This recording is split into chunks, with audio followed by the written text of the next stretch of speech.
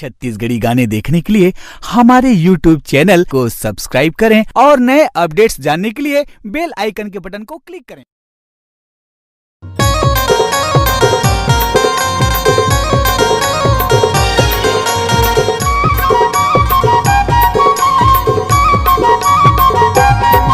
बेड़ा पार लगा दे ओ नैया पार लगा दे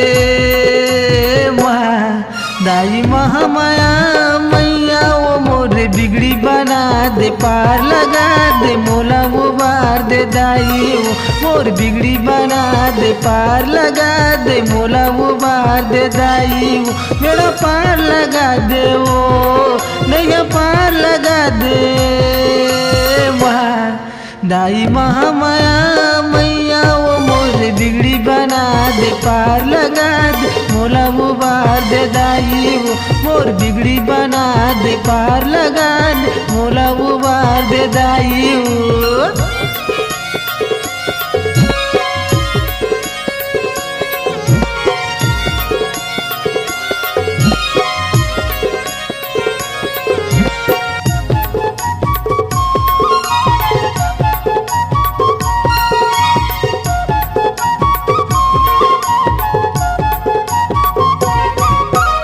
नौ दिन बराए दाई चैत कुंवर के महीना नौ दिन बराए दाई चैत कुंवर के महीना आरती उतारो दिया जलाओ मैया तोर भुवन माँ मैया तोर भुवन माँ मेरा पार लगा दे ओ नैया पार लगा दे मोरे महामाया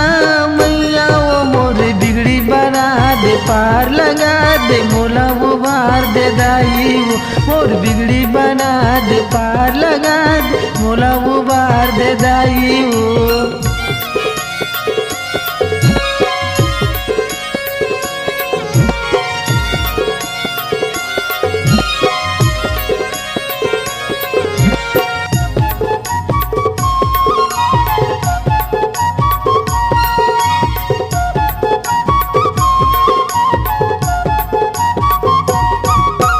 नौ दिले नवरात होवत है लगे है भक्तन के भीड़ वो